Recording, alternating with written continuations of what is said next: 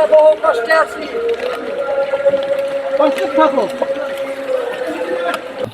টানা বর্ষণের কারণে রাজধানীর বিভিন্ন এলাকায় জলাবদ্ধতা দেখা দিয়েছে।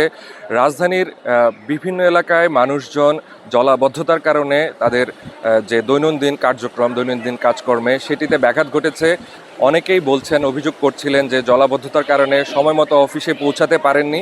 এছাড়া যদি আপনাদেরকে বলে রাখতে চাই, স্কুলে যে সকল শিক্ষার্থীরা আজকে গিয়েছেন, বেশিরভাগ স্কুলেই হচ্ছে বৃষ্টি বা এই জলাবদ্ধতার কারণে সব কিছু মিলে স্কুলগুলোতে ছুটির ঘোষণা করা হয়েছে। তবে যে জিনিসটি সবচেয়ে বেশি ভয়াবহ বিষয়, সেটি হচ্ছে যে এই জলাবদ্ধতার কারণে যারা বাড়িতে যাচ্ছেন তাদের বেশিরভাগই পায়ে হেঁটে যেতে হচ্ছে, কারণ পায়ে চালিত রিক্সা বা পায়ে চালিত ভ্যান ছাড়া আজকে বেশিরভাগ যানগুলো অচল হয়ে যাচ্ছে বৃষ্টির কারণে। বেশিরভাগ রিক্সা চালকরা বলছিলেন যে এই যে জলাবদ্ধতা, এটির কারণে আসলে রিক্সার মোটর বা গাড়ির মোটরে পানি জমে বা পানি ঢুকে তাদের যে যান সেটি বন্ধ হয়ে যাচ্ছে। আমি এই মুহূর্তে রাজধানীর ধানমন্ডি 15 নম্বর স্টাফ কোয়ার্টারের সামনে দাঁড়িয়ে আপনাদেরকে জানানোর চেষ্টা করছি যে জলাবদ্ধতায় আসলে কতটা সমস্যা হচ্ছে মানুষের। আশেপাশে যত জায়গা আছে সব জায়গায় হচ্ছে পানিতে ডুবে গেছে, এবং কিছু কিছু জায়গায় হাঁটুর নিচে পানি, কিছু কিছু জায়গায় কোমরের উপরে পানি, সব জায়গায় ডুবে গেছে আর কি। এটা তো আসলে সরকারের ব্যর্থতা। সরকার যদি এটা নিয়ে আগে পদক্ষেপ নিত তাহলে হচ্ছে গিয়ে আপনার এটা ঠিক হয়ে যেত আর কি, এরকম পরিস্থিতি পড়তে হতো না। ভারী বৃষ্টি তো হবেই, বছরের কিছু সময় 10 থেকে 12 দিন বা কিছু কিছু সময় বিভিন্ন জায়গায় তো ভারী বৃষ্টিপাত সবসময় হয়, কিন্তু এটা সরকার যদি আগে থেকে পদক্ষেপ নিত, ড্রেনগুলো ঠিকভাবে ক্লিয়ার করতো, সব ধরনের ইয়ে করতো, তাহলে হচ্ছে এটা আমি মনে করি এরকম এত বড় জলবদ্ধতা হতো না। সরকারের কাছে দাবি, মানে পূর্ব পরিকল্পনা করে আমাদের নগরকে যেন সুন্দরভাবে মেনটেন করা হয়, তাহলে হচ্ছে গিয়ে আপনার এইরকম জলাবদ্ধতায় পড়তে হবে না। এখানে অনেক মানুষ আছে যারাই রাস্তায় বের হয়েছে আজকে বৃষ্টির মধ্যে, তারা হচ্ছে খুবই এমার্জেন্সি কেসে বের হয়েছে, ঠিক আছে।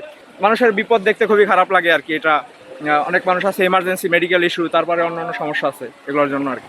বাইরে বের হবো, নিত্য প্রয়োজন যেমন কারো ওষুধ দরকার হলো বা খাবার দরকার হলো, কিনতে হলো, এই যে বের হবো, বাইরে যে নামতেই পারছি না ভাই, হাঁটু পর্যন্ত পানি। এখন যতই উপর উঠাই প্যান্ট ভিজেই যাচ্ছে, কিছু করার নাই।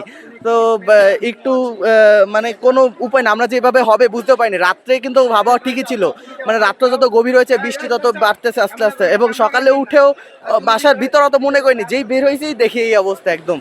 তো এটা আনএক্সপেক্টেড ছিল। তো যে যতটুকু আমি একটু দূরেরটা জানলাম যে সিটি কলেজ থেকে কলাবাগান ফুল ডুবে আছে, এবং এইখান থেকে জিগাতলা বাস স্ট্যান্ডে সামান্য একটু ছাড় আছে, বাকি জায়গা জিগাতলা বাস স্ট্যান্ড থেকে কাঁচা বাজার বা এই যে আশেপাশে যে হাজারিবাগ গলিটলি সব ডুবে যাচ্ছে। এবং দেখেন এখানে পানি যে সরবে এটা কোনো ওয়ে নাই। এখন যদি এখন যে সরকার ব্যবস্থা রয়েছে, এরা যদি এটা এখন তো তাৎক্ষণিক কিছু করা যাবে না, এরপর যদি কোনো স্টেপ নেয় এবং আমরা যদি এটা ঠিক করতে পারি, যাতে পরবর্তীতে ভবিষ্যতে আমরা যেন এই মানে ফেস না করতে হয়। ডিউটি টাইম ওভার হয়ে গেছে, তারপর আমরা সঠিক টাইমে ডিউটিতে যাইতে পারতেছি না। আডু আমার পানি তার ভিতর থেকে আমাদের ডিউটিতে যাইতে আছে। এরকম অবস্থা থাকলে ধরেন আজকে যে যারা শিক্ষার্থী আছে স্কুলে কলেজে, তারা তো সারাদিন আজকে বাসায় বসে থাকতে হবে, স্কুলে তো যেতে পারবে না। সকাল থেকেই একই অবস্থা রোডের। তো আডুমার বেশি হয়ে গেছে, তাদের যে একটা মোটরের লাইনটা ডাইরেক্ট হয়ে যায়।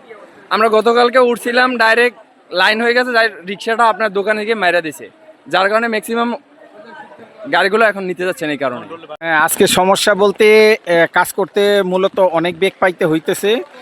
দোকানে দোকানে পানি উঠে গেছে, দোকান বন্ধ। স্কুলেও যাত্রী যারা যাচ্ছে, যারা স্কুলে আজকে যাওয়ার, অনেক স্কুল বন্ধ দিয়ে দিছে, অনেক স্কুলে না যেতে পারে, বাসায় ফেরত যাচ্ছি।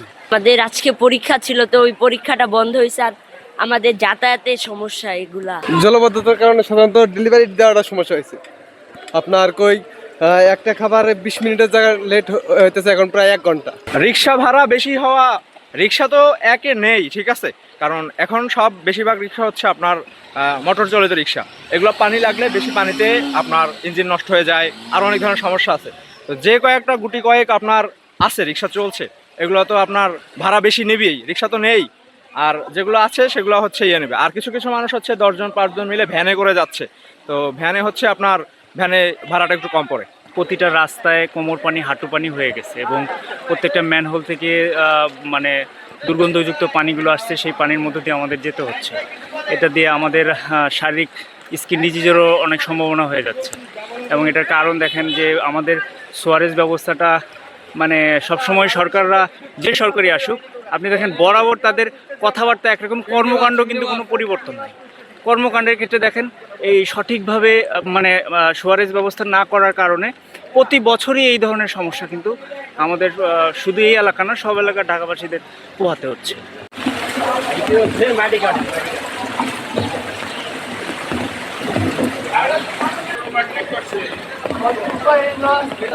দর্শক, জলাবদ্ধতা নিরসনে সরকারের দ্রুত পদক্ষেপের দাবি জানিয়েছেন স্থানীয় জনগণ। এই ছিল ধানমন্ডি 15 নম্বর স্টাফ কোয়ার্টার থেকে আমার কাছে সর্বশেষ।